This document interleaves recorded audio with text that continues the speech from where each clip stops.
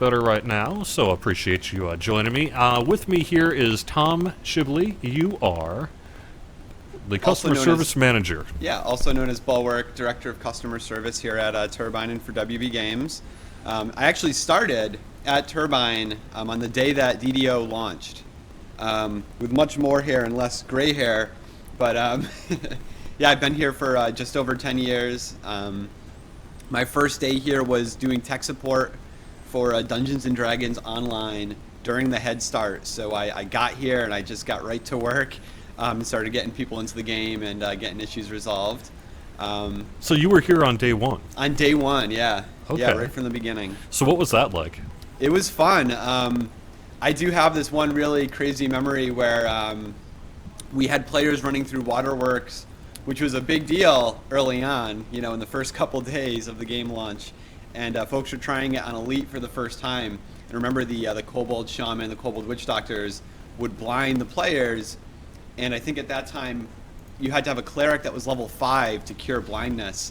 And basically players were wandering around Stormreach looking for some way to get the issue resolved. So we ended up having to create some high-level clerics as GMs with some of our admin commands and like teleport players over to them to save them from perpetual blindness. And then they learned that they had to wait a little bit before trying to fight that Elite Waterworks and deal with those. I remember Kobold that. Shaman. Yeah, yeah, because Kobold Shamans, you know, back in the day, they used to be able to cast basically through a door, and so Right. could players Yeah. as well.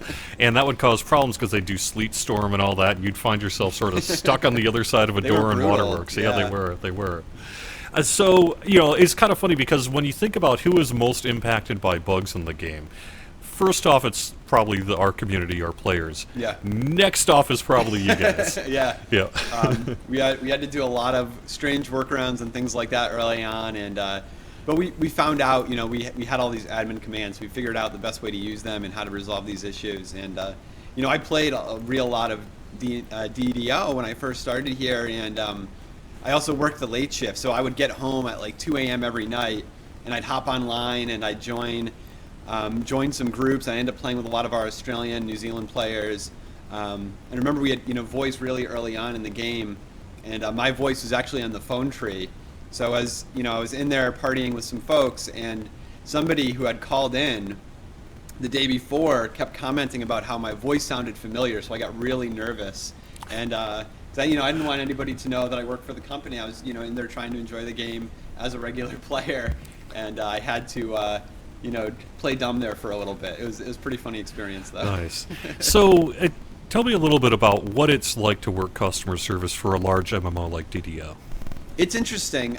Luckily, you know, we hire folks that play MMOs that sort of understand the products, and I think that's hugely important because they're really complex games, and when you need to support them, you know, the more complex something is, the more ways it has to break.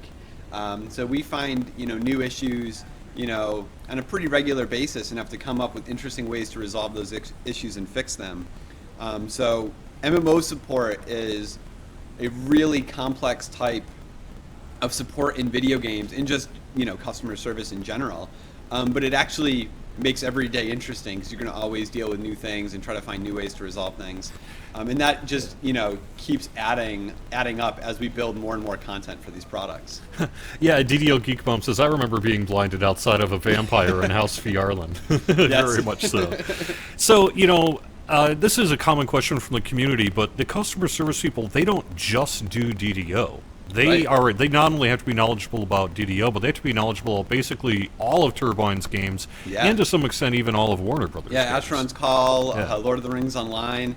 And then, if we, you know, a lot of times we'll go in and help with support for some of our other products, especially during, you know, like a big launch. So say we're launching Mortal Kombat X, or we're launching one of the Arkham games for the first time. We see that big influx of volume, and if, you know, if we're running into a big issue or we need some extra help, you know, the folks here at Turbine will generally go in and help them out.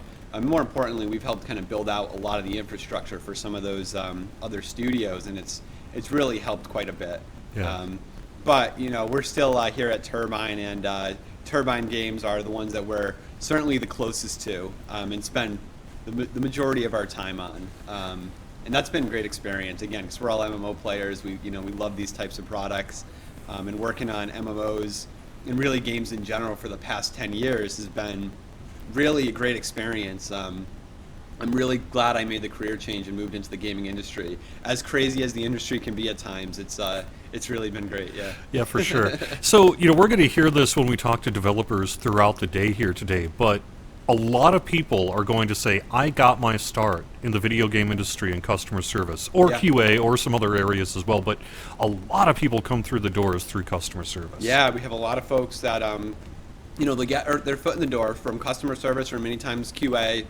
And one of the important things, one of the most important aspects of my job is figuring out the long-term goals of our employees and making sure that they can progress into marketing or into product development wherever they want to go. But yeah, it's a great entry into the gaming industry. So if we have folks out there, and this is actually a question we get fairly commonly, how do I get into the industry? I have this customer service experience, or I play a lot of games. Like, yeah, well, look into a customer service gig or a QA gig. And that's a great way to get in there. And then you can kind of learn more about the industry and see, if that's something you'd like to do for, permanently in the industry, if there's somewhere else you'd want to go. So it's always my suggestion, yeah. And that's just turbine.com/careers. Yeah, I think, yeah, you can right? just, search for Turbine Careers or WB Games Careers, and there's tons of opportunities out there. Yeah.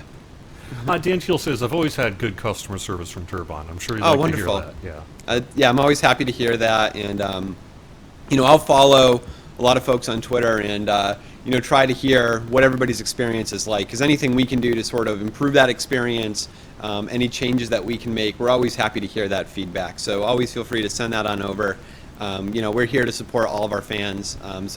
We're here because all you fine folks love this game and all of our other games. So, it's our job just to make things better for you as much as possible. Great. Thanks, Tom. Really appreciate it. Thanks, everybody. Again, happy anniversary, and enjoy the day. We'll see you around. Yeah, very much. Thank you very much. Ciao. All right.